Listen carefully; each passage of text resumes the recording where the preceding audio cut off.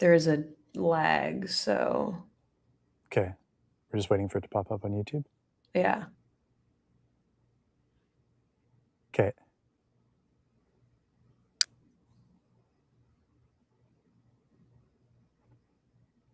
Oh, there it is. It's working. Cool. Okay. We're live. Hello again.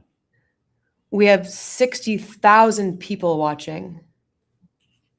So nice that they all showed up right on time. Great job, everyone. Yeah. Cool. Yeah, this is our second YouTube live. Hello, Keegan Scott 9808. One of the best Keegans. The best Keegan, for sure.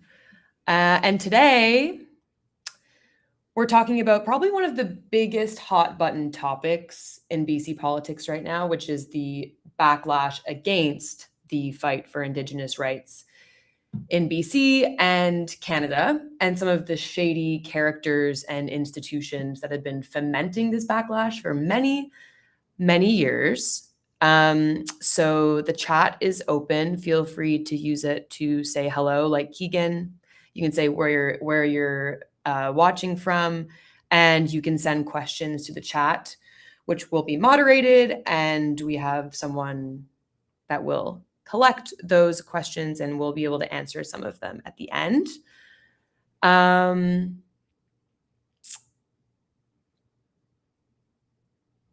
yeah, Premier Eby and the government are, I guess, currently live as well, talking about the Summerland wildfires. So you can toggle back and forth. Yeah. Cool. Well, shall we introduce ourselves, Kai? Yeah, let's go for it. I'm Kai Nagata. I live up on Gixan territory in northern BC, and I've been tracking this issue, the sort of growing backlash against Indigenous rights, for at least the last 10 years, and happy to share some of what I've pieced together with you today. Cool. Yeah, my name's Molly. I'm the video and social media manager at Dogwood. I have not been tracking this issue for quite that long, but I have been tracking it over the last few years. And yeah, I'm stoked to be here today to ask our resident Indigenous rights expert some questions. I'm streaming from unceded Squamish, Musqueam, and Tsleil-Waututh territory in Vancouver. Unceded has become quite a loaded term these days, in part because of this manufactured culture war against Indigenous rights that we'll be unpacking today. But it's also a legal term that signifies land that was never sold, surrendered, or transferred to the Crown via treaty. And as some viewers may know, 95% of the land in BC is considered unceded, with First Nations across the province now asserting title over these areas. And title, or Aboriginal title, is another legal term which was officially recognized and defined in the landmark 2014 Chilcotin title case. And it gives nations the right to proactively decide how their land is used. This is a legal fact, and it's very inconvenient for the tech billionaires and mining corporations and gas companies that want to, build their AI data centers or LNG terminals or mines on Indigenous land. And it's equally inconvenient for industries, political enablers in the BC legislature and the House of Commons. And this age-old question of who has decision-making power over BC's land base is at the root of the current and very rapidly accelerating backlash to Indigenous rights that we're witnessing right now in BC. And I say current, but really this backlash has been ongoing for 180 years since the Oregon Treaty was signed, and the British Crown, with no legal basis, declared ownership over all of BC's landmass.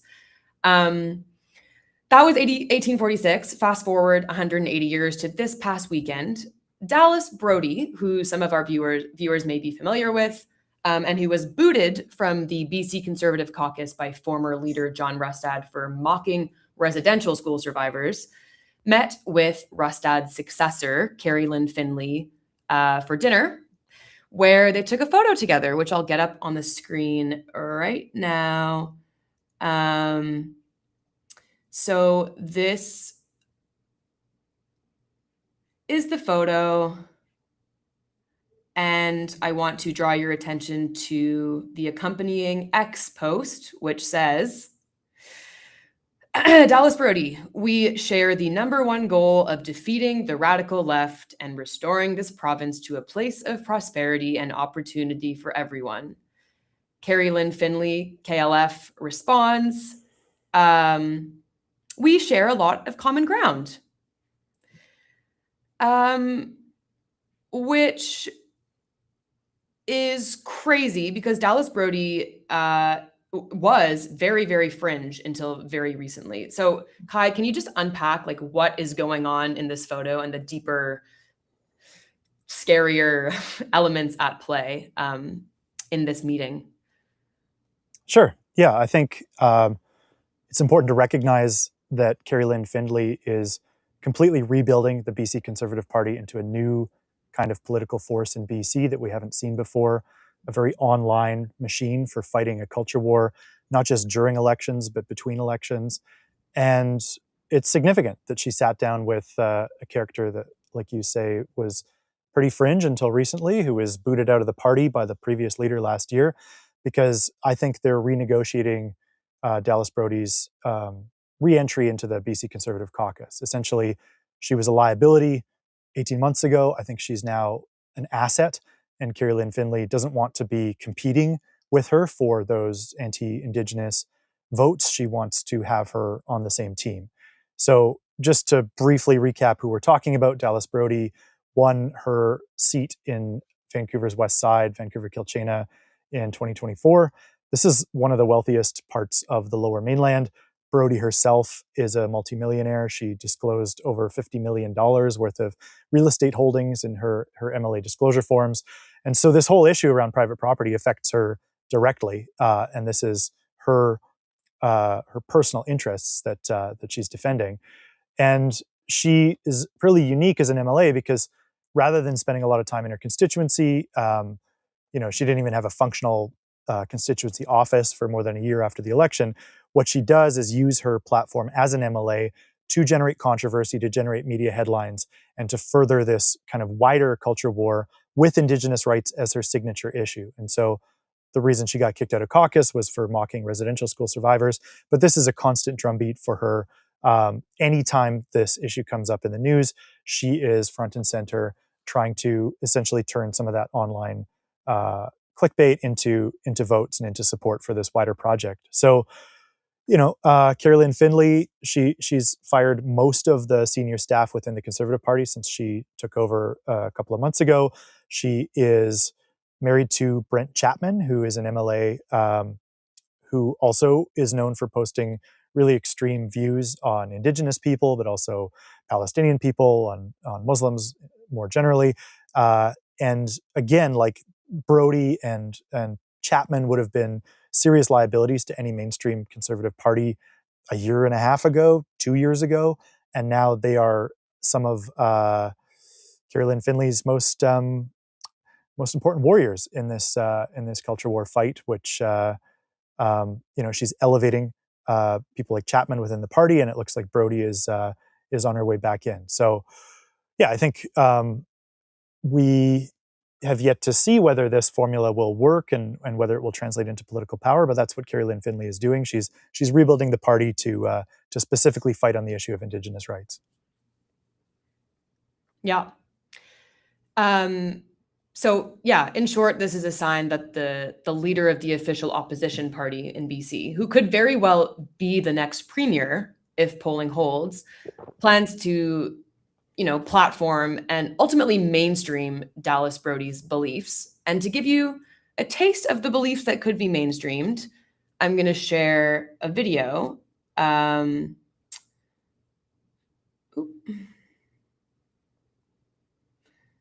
Dallas Brody shared a few months ago on her YouTube channel. And listen to some of the names they're giving to our schools now. Sir Matthew Begbie Elementary School has been renamed to Wakastaka Wakasekam. It looks like that. Weska Asekawam. That's the new name of Sir Matthew Begbie. I'm just going to stop it there because it gives you a gist. She goes on and on, mocking some renamed schools in BC.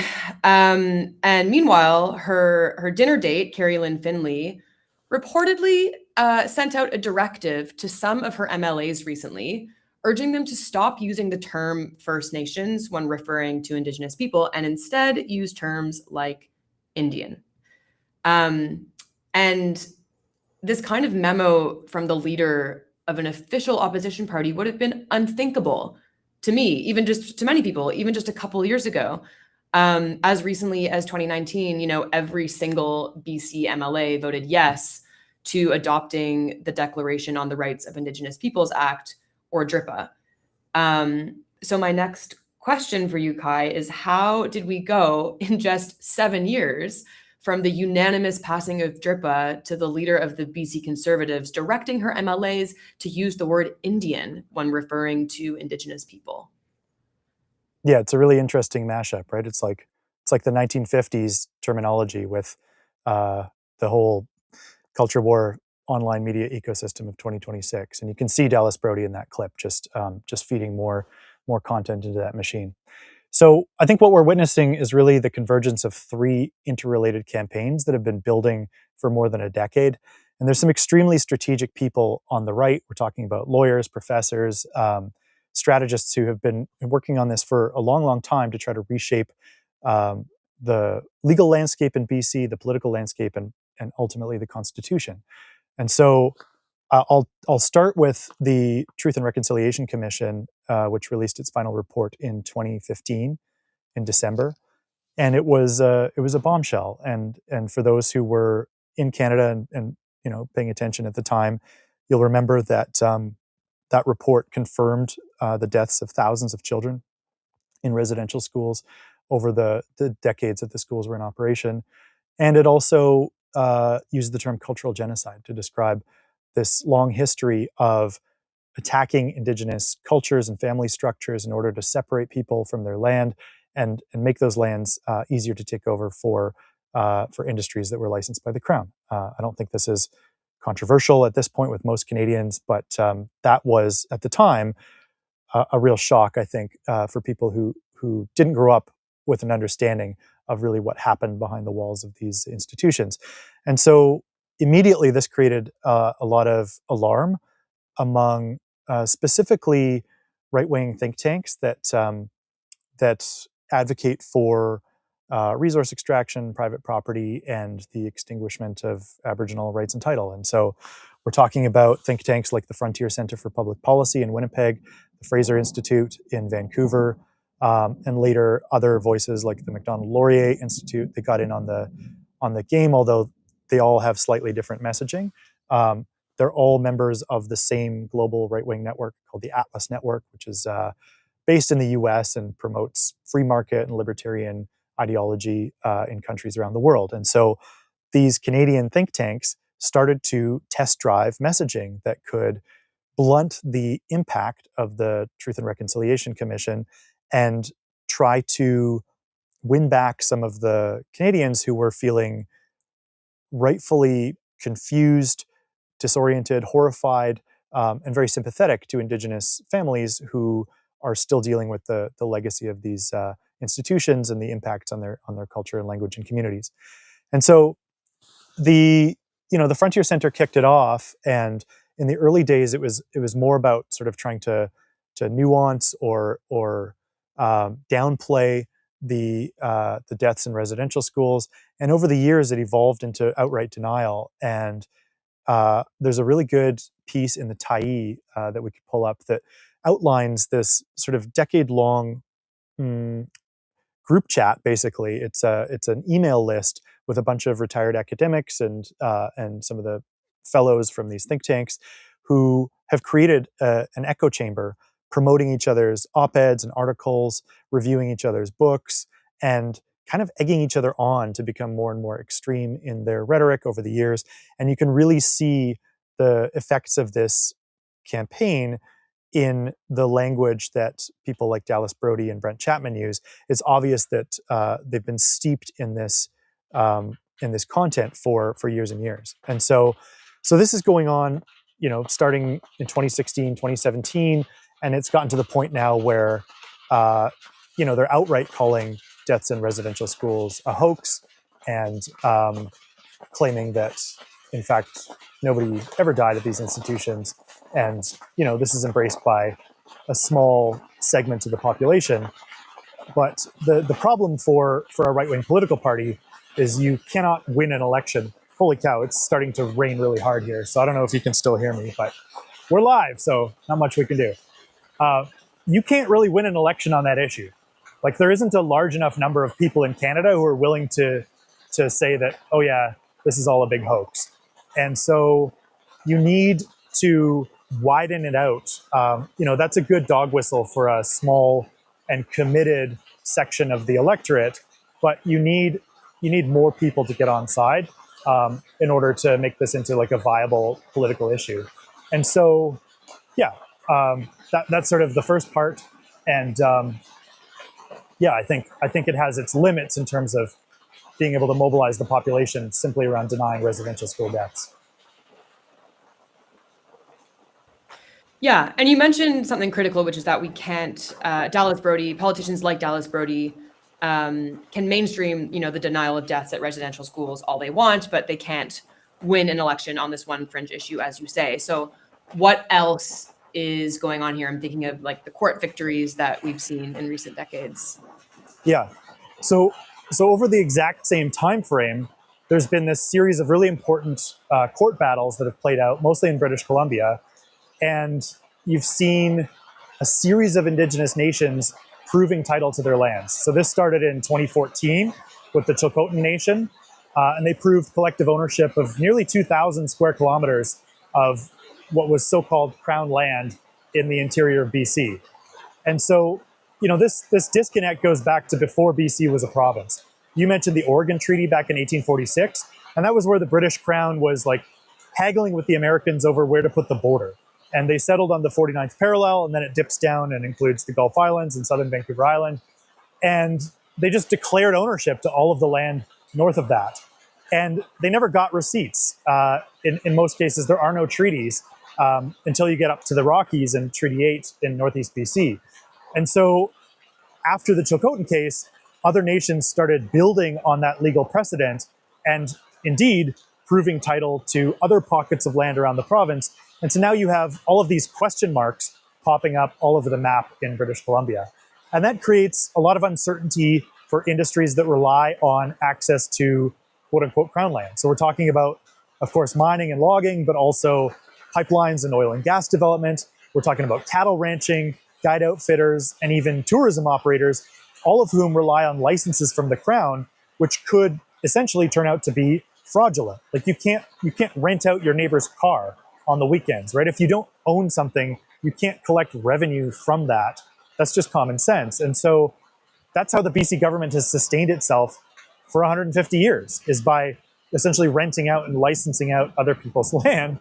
And this is an existential threat to not just the revenue streams for the BC government around natural resources, but a lot of the industries that have been operating for free and extracting huge amounts of wealth from these territories without any compensation to the owners also have to factor that into their business models, and they're really panicking. And so, that's the resource industries. That's sort of what we think of like out of sight, out of mind for most people living in the cities. But now the Cowichan case has broadened that anxiety to include private property.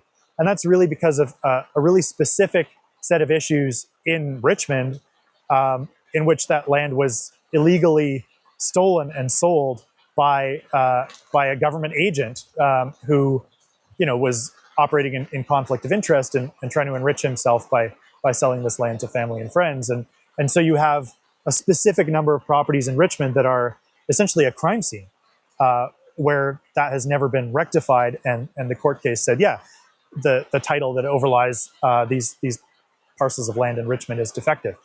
But the right-wing politicians and the whole outrage machine, including Dallas Brody, who, as I mentioned, owns $50 million worth of real estate, they have really leaned into this uncertainty. And while we're waiting for an appeal and we're waiting for clarity from higher courts, they're just milking this for all that they can in the interim. And so we're seeing a lot of anxiety, a lot of fear being brought up around private property and the threat that Indigenous rights and Aboriginal title supposedly pose to private property. So what's the solution to that land question? And there's really three approaches. So one is to fight First Nations one at a time and try to get the courts to deny their rights and title.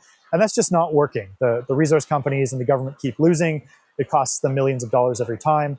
And so to actually extinguish Aboriginal title, another way to do it is to negotiate treaties with people that affirm the Crown's underlying title to the land and grant certain defined rights to a First Nation. So that's what the Nisga'a Final Agreement did in 2000.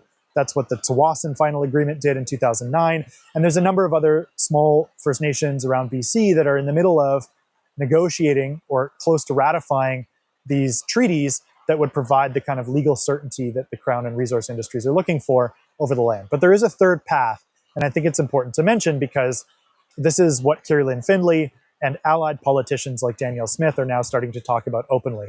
And that is to change the underlying legal ground on which these cases are fought. And the supreme law of the land in Canada is the Constitution, which was repatriated in 1982. And it includes Section 35, which recognizes and affirms Aboriginal rights. And we're now talking openly in these right-wing political circles about reopening the Constitution and changing or removing the section dealing with Aboriginal rights. And so, this has been a sort of quiet strategic discussion among the think tanks and certain lawyers and academics for, a few years now, but we're seeing a critical mass developing among the premiers across Canada. And remember, in Canada, you need 7 provincial premiers representing at least 50% of the population to reopen the Constitution, as well as the House of Commons and the Senate. And, if Kerry Lynn Findley were to win election, that would be a significant step towards achieving that critical mass to reopen the Constitution. And I think there's a reason why we're starting to hear about it more openly from her and from her ally in Calgary, Danielle Smith. And so this is significant. She's not hiding her agenda. She's making this one of her signature issues. She's spending a lot of time in Alberta with Danielle Smith, and she is talking openly about changing the Constitution to quote unquote protect private property. And of course, she's leading in the polls. So if there was an election held tomorrow in BC, Kerry Lynn Findley would have a good chance of becoming the premier.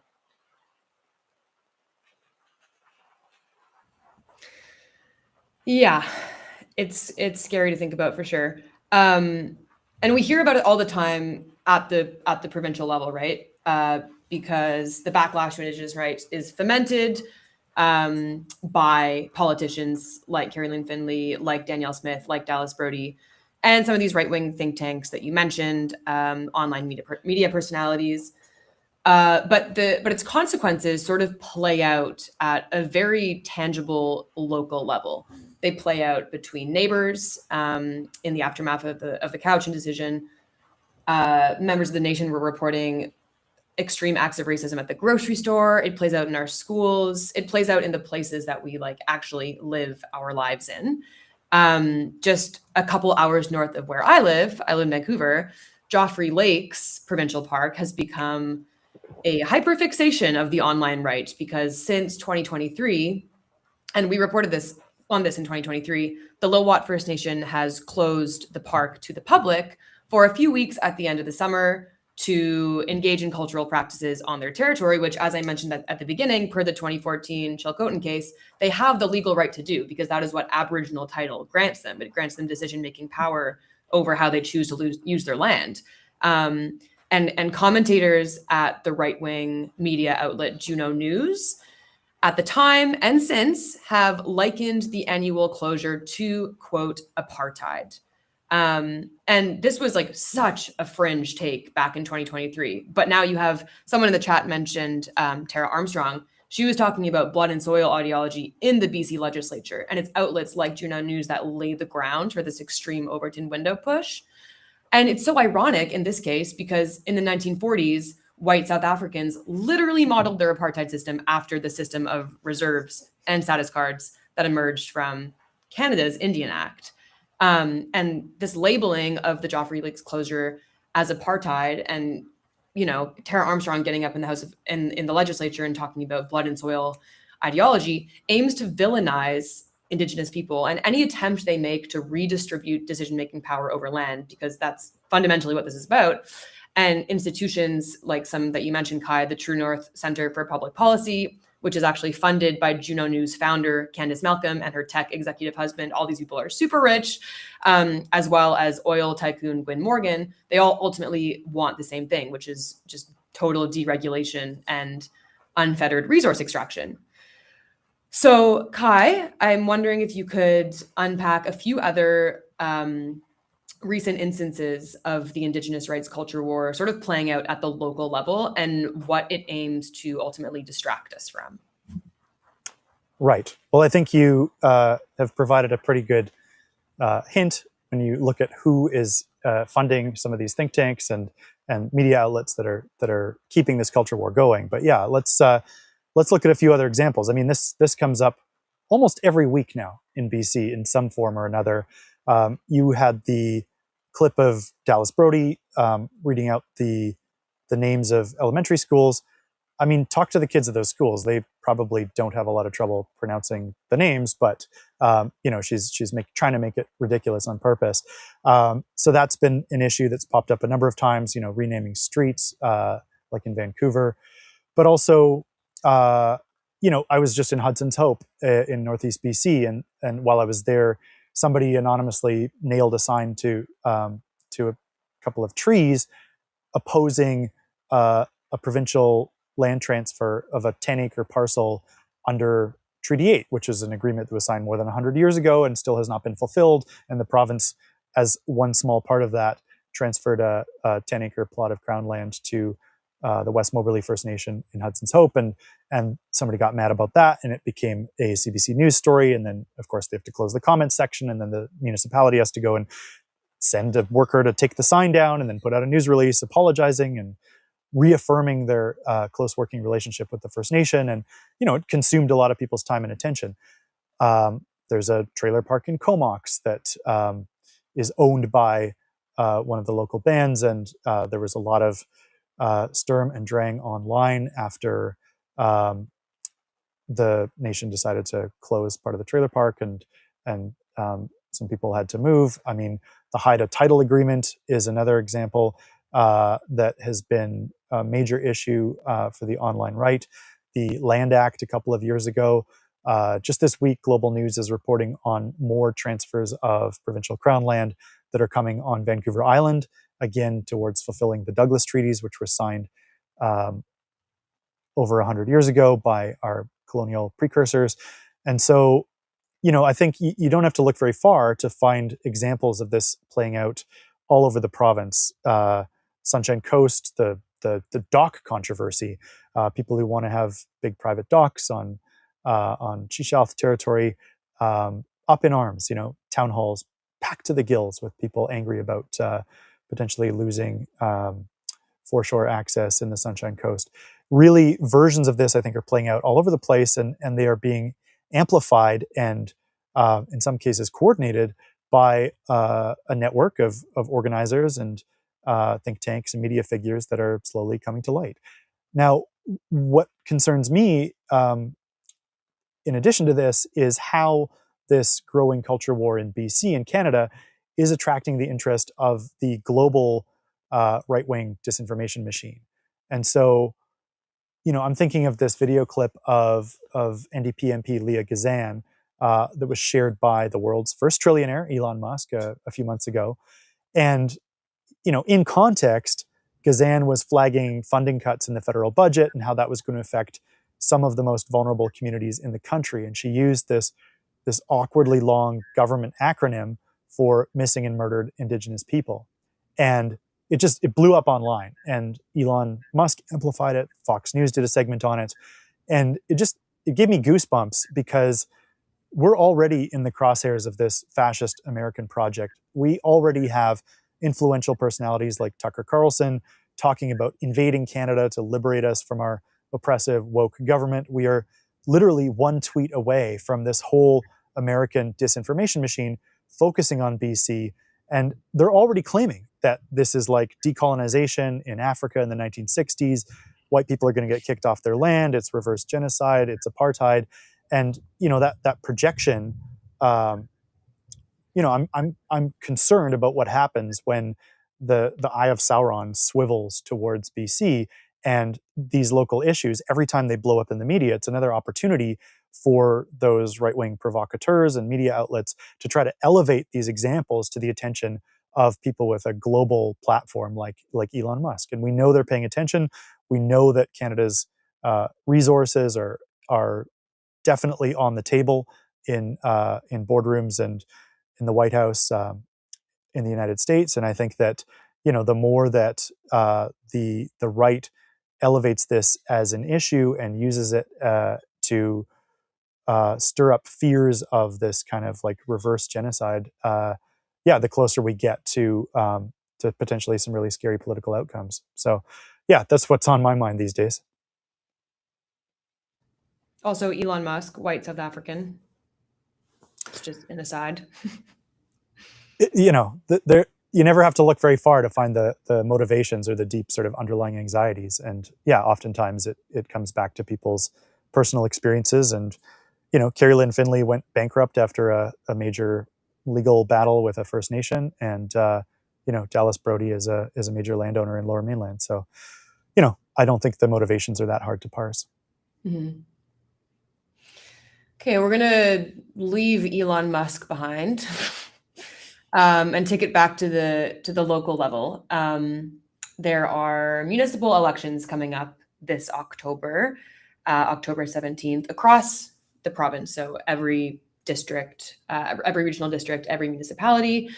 And in some municipalities, there are politically aligned candidates that are cropping up.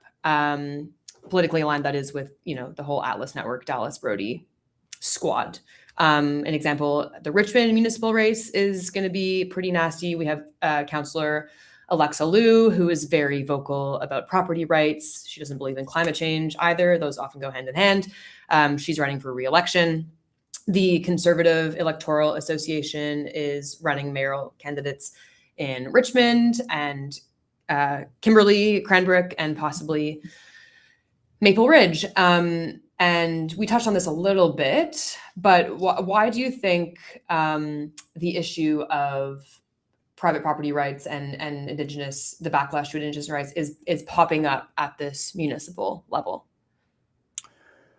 Well, I think municipal elections are always a sort of test case or sort of a lower tier battleground for these ideas that then make their way into provincial politics and federal politics.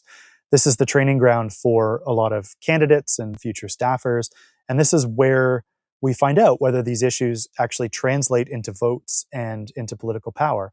And municipalities have a lot of power when it comes to how reconciliation plays out on the ground with local First Nations. And, in communities where there's good relationships between the local councils, you see a lot of interesting projects moving forward. A lot of jobs being created by economic projects that result in new housing, like the Sanok developments in Vancouver is one example.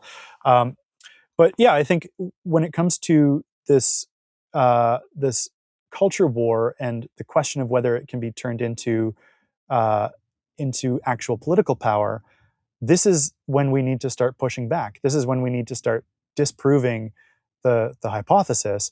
And I think there's a lot riding on these municipal elections because, if this is successful and if they're able to build momentum, then this is going to reinforce Carrie Lynn Finley's approach at the provincial level, and it's going to give them a lot of momentum heading into future elections. And it's going to affirm that the way to win power in BC is to really double down on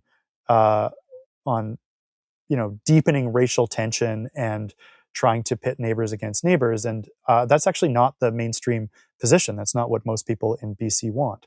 And so, as we know, municipal elections have really low voter turnout. It's like 1 in 3 people across BC that normally vote in municipal elections.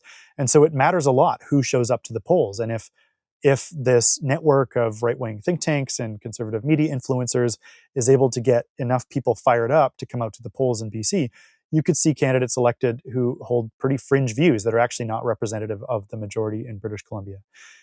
Most people in this province believe that despite our differences, this place is stronger when we work together.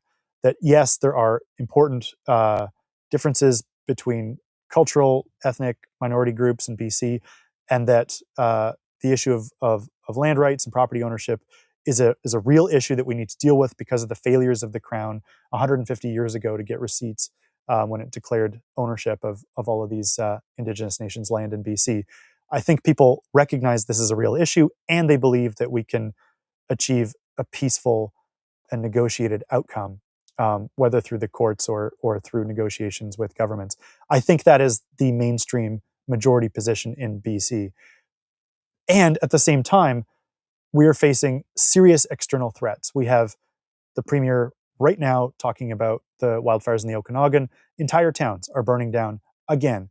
20,000 people are evacuated from their homes as we speak. We have American billionaires trying to buy up millions of acres of farmland across this province.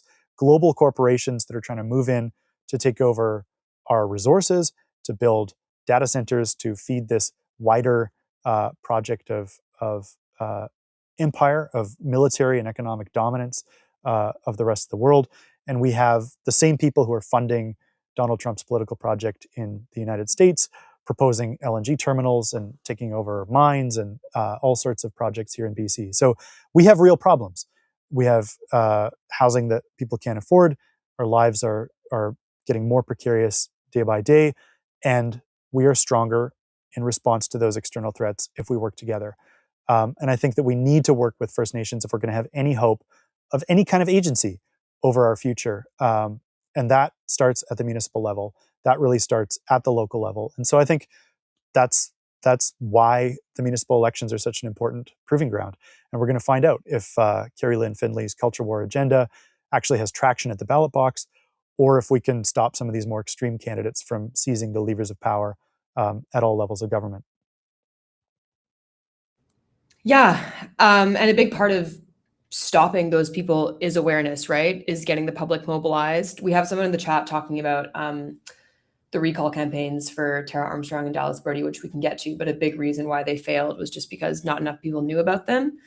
And that is why we at Dogwood have launched a municipal election campaign, because yeah, as Kai said, in 2022, during the last municipal elections, only 1 in 3 BC residents voted. And the people that benefit from this kind of lukewarm engagement at the local level are lobbyists, are people who can fund the candidates they want and just rely on this, low engagement to get them elected and pass and deregulate and block climate policy and build AI data centers and et cetera. And one of our core issues that we're campaigning on is Indigenous rights for some of the reasons that Kai outlined above. And a lot of people have been curious about what they should actually look for in a candidate on this file. Yeah, well, I think the obvious dog whistle is people campaigning on quote unquote property rights. We talked about the Cowichan case earlier, and I think what we're going to see fairly soon is clarification from higher courts, be that the Federal Court of Appeal or the Supreme Court, saying, these things, that this issue is largely overblown, that Aboriginal rights are not going to override fee simple property in British Columbia or across the country. We're going to get some sort of clarification from the courts. But in the meantime, there's this vacuum, and there's a lot of fear that I think taps into legitimate anxieties over housing and people's material security. I mean, I'm not saying that people don't have a reason to feel insecure about the future, but this is being harnessed by, I think, bad faith actors who are working towards a wider political project that really has nothing to do with the poor little homeowners in Richmond. I think it's about greater corporate control over resources and land not just in BC but across the country. And so, yeah, they are tapping into this issue, and the words that they are going to be using is defending private property rights in BC. And I think when you hear that, it warrants more investigation. The other thing that I would listen for is just people proposing actual solutions. And what do we do about the properties in Richmond that are that were fraudulently sold over 100 years ago? What do we do for the people who unwittingly bought stolen property? I would ask your local candidates how they think these things should be resolved, and listen to their responses. And if people uh, talk about changing the Canadian Constitution to remove Section 35 and Aboriginal rights, then that's a bit of a flag that tells you that they are taking their talking points from this wider right-wing network. And if you can spot other issues that you mentioned, climate change denial, there's a couple of other red flags that often go together with this property rights issue. You can get a sense pretty quickly of where this person is taking their cues, and whether they're part of this wider sort of coordinated right-wing political project. Yeah. Yeah, that's great. Just really quickly on the private property front, I was watching a webinar recently, and there was a lawyer on who really reframed the private property debate, because there are, legitimate fears around it for people that don't understand the issue. And this lawyer was saying that the Crown holds title to private property, and people hold fee simple title in conjunction with Crown title. And this is just replacing Crown title with Aboriginal title, and both can coexist at the same time. And Indigenous people have to say over and over again that we're not after private property. We're not going to kick you out of your house. But it's just a drum that continues to be beat. And it's really important to cut through that as often as possible. So yeah, we have launched a municipal campaign, as I mentioned, and we actually have a vote pledge that I'll get my colleague to just drop into the chat if he doesn't mind. And yeah, we are going to be sending out tons of resources around the municipal elections, blogs and issue briefs and videos and emails, all about our core issues, including Indigenous rights. So we really hope that you'll sign it. If you haven't yet, share it around. The campaign is called Triple the Vote because that is what we are after. We are after 3 times the amount of votes as we got in 2022. It gives us triple the power to really move the needle on these issues that we care so deeply about, and stop people like Tara Armstrong and Dallas Brody and all those baddies negative connotation, not positive. And yeah, we did get some engagement in the chat. There's one that isn't really a question, but I think it's an interesting thought, and maybe we can kind of unpack it a bit. This person wrote, I dislike how the culture war results in us Indigenous folks assuring lefty settlers we will like them and they can remain settlers. Right. Yeah, I think that's a really important thing to address here. And I don't want my comment about the Federal Court of Appeal, the Supreme Court of Canada, and the likelihood that they will issue a ruling sort of affirming private property rights. I'm not celebrating that. I'm pointing out that within the legal constructs of the Canadian state, that is a likely outcome in order to create certainty for capital. Yes, there is an underlying issue that has yet to be addressed, which is, what do you do with all of this land that was not legally acquired and has since changed hands many, many times and made a lot of people really, really rich? And there's a strong argument for people not being allowed to hold on to stolen property indefinitely. There's also the argument that people bought their properties in good faith and did not know that they that they were purchasing something that didn't belong to the seller. And so, how do you sort that out? How do you reconcile that? I think the burden falls back on the Crown. It falls back on the federal and provincial governments to compensate the rightful owners of lands that have been taken illegally. And in the case of the Cowichan Tribes decision, I think we're going to see a lot of money being paid out uh, to the nations whose lands were fraudulently stolen in the early period of colonization.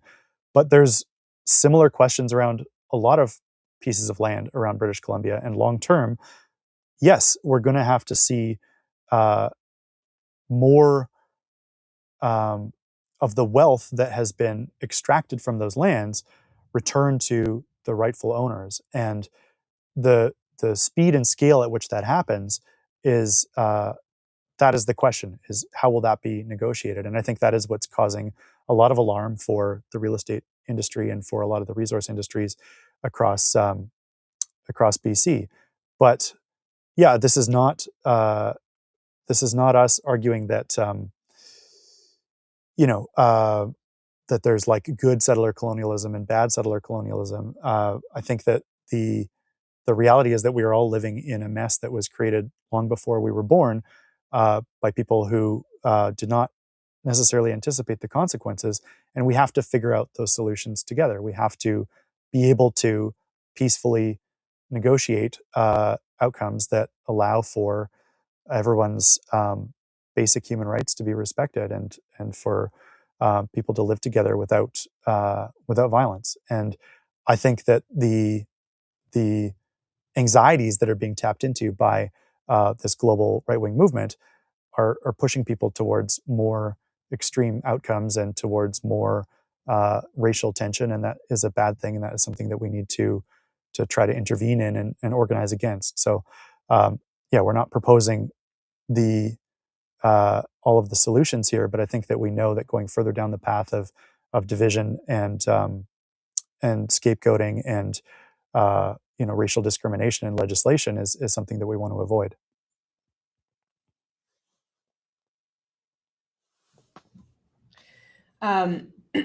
We got another question in the chat. What does Indigenous land back / decolonization entail in relation to Crown land and property rights?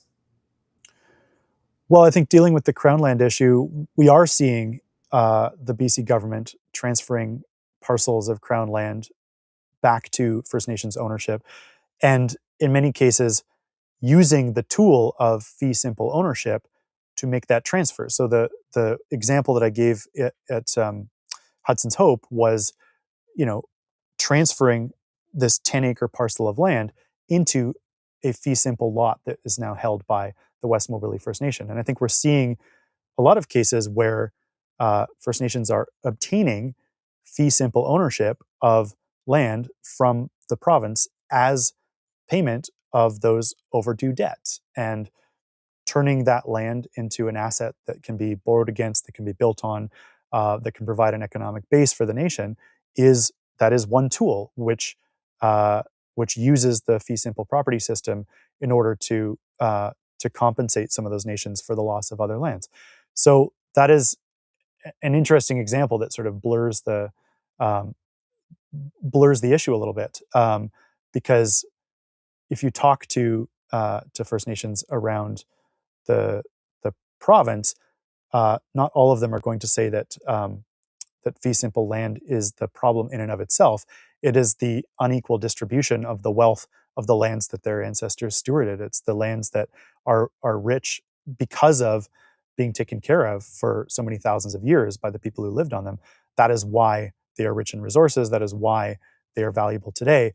And the issue is that a lot of that wealth has been vacuumed up by foreign corporations and stashed offshore, and very little of it has been returned to the people whose ancestors stewarded those places. So I think that what we are starting to see from the province is a slow redistribution of some of that wealth. You're seeing, for example, grants from gaming revenue, from casinos and lottery sales in BC, being redistributed towards First Nations.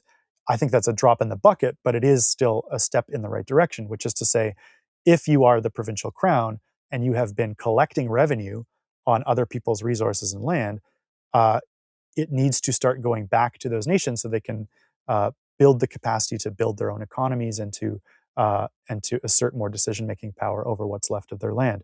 And so, again, it's a question of pace and scale, and how much leverage those nations have legally and politically to accelerate that process.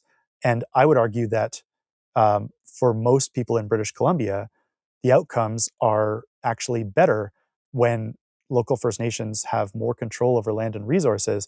That is decision-making power that is not sitting in the hands of a corporation halfway around the world, Wall Street executives sitting in New York. That is decision-making power that is being wielded here close to home by people who are our neighbors. And ultimately, that is going to keep more economic activity, more jobs, and more of the wealth here in BC when the ownership and the decision-making is super local. And so, I think there's more examples we could get into in future blog posts and discussions like this. But for most working people in British Columbia, having more of that decision-making power remain local and having First Nations more in control of Crown land and resources, I think will lead to better outcomes across the board.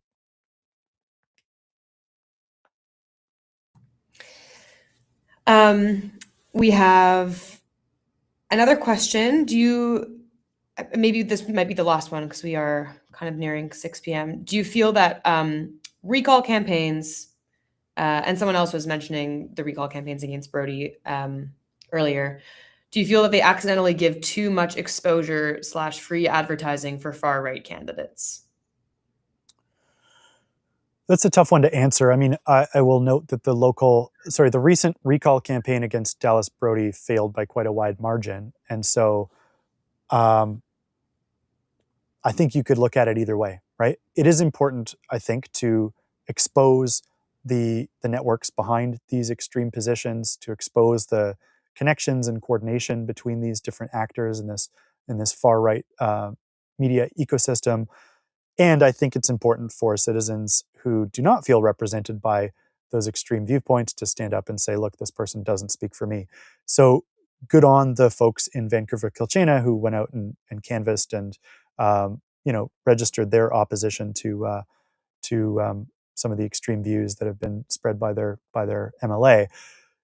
When an initiative like that fails and the recall petition is extremely challenging, like I don't think there's ever been a successful recall campaign in British Columbia. There was one that reached the threshold and the guy resigned before the petition, before they could boot him out. But yeah, I think it's an extremely high bar. It's extremely challenging and most of them fail. And so that might be a good use of organizing resources, or there might be other ways for local citizens to channel their efforts in order to oppose the agenda of candidates like that. And yeah, we'll see whether Dallas Brody is able to hold on to her seat in the next provincial election. But I do think that the recall campaign provides the seeds of a grassroots organizing effort that could, result in a different representative being elected in the next election. So it's hard to say either way. I'm not gonna diss people who take it upon themselves to go and canvass, hit thousands of doorsteps and talk to their neighbors. I think that's always time well spent. But the question is, could that grassroots effort be harnessed towards different political opportunities? I think it really depends on the local riding.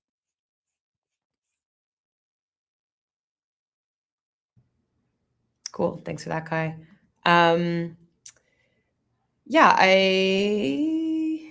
This is actually really good. This one just came in, but how can we reach everyday people who are vulnerable to the far-right algorithm, i.e. elderly people, manosphere, lonely people, because they comment on One BC, et cetera's posts, boosting them in the news cycle? That's a super important question, and it goes far beyond the issue of Indigenous rights. I mean, we are dealing with an extremely isolated and fragmented mental landscape.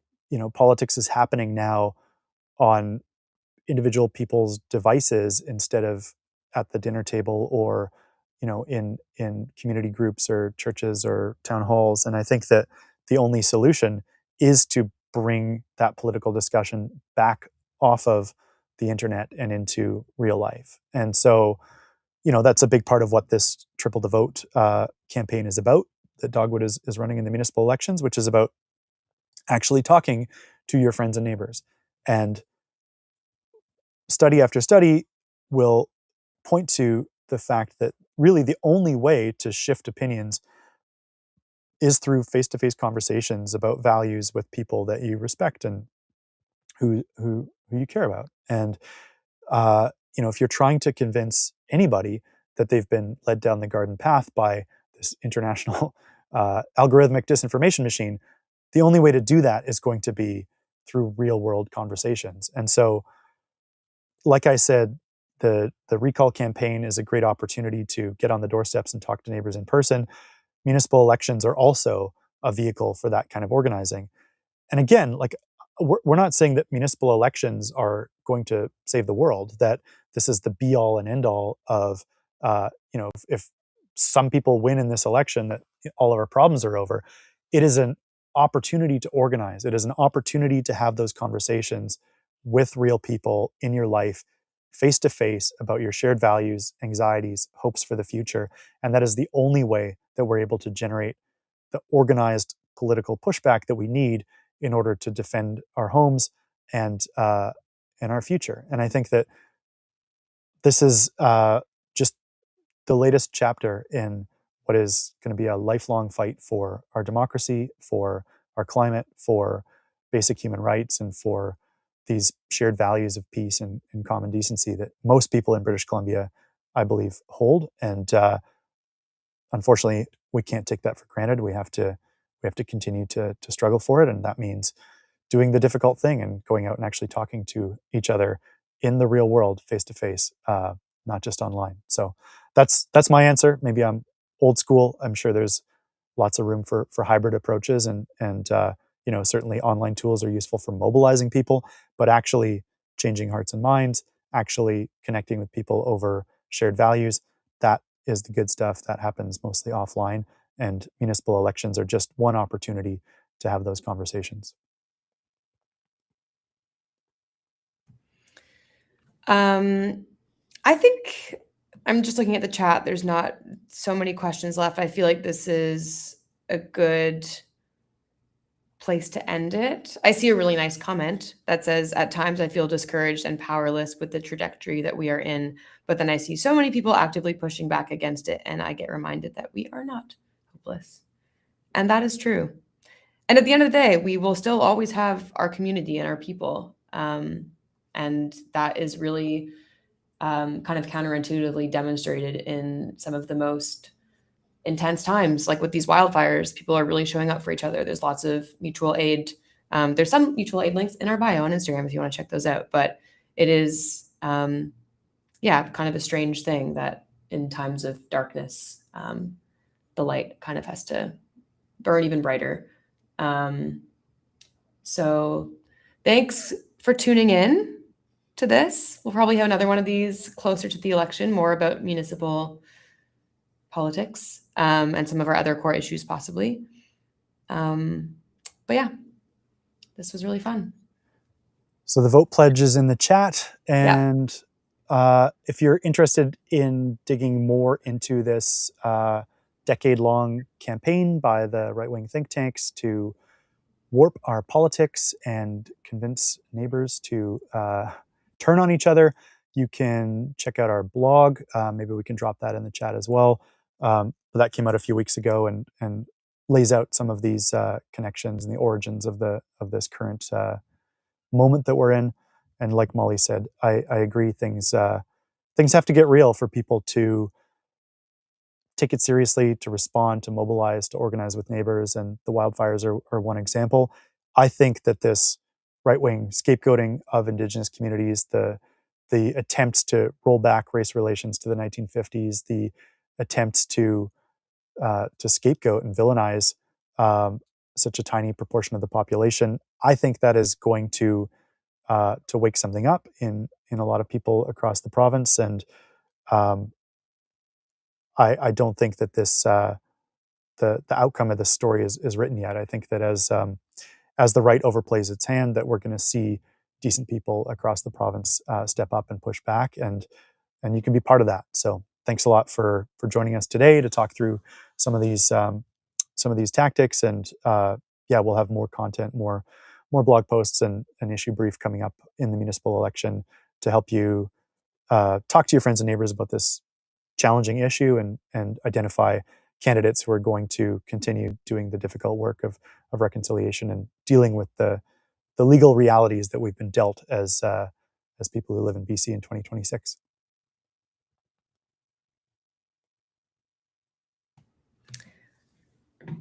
Period. Okay. Bye, guys. I hope everyone has a great night. And thank you so much again for tuning in. Also, we'll be sending around the recording link via email to people on our list and posting it. It'll be on our YouTube, and you'll see some clips on social media in the coming days. Okay. Cool. Thanks, everyone. Have a good night. Thank Talk to you you. later.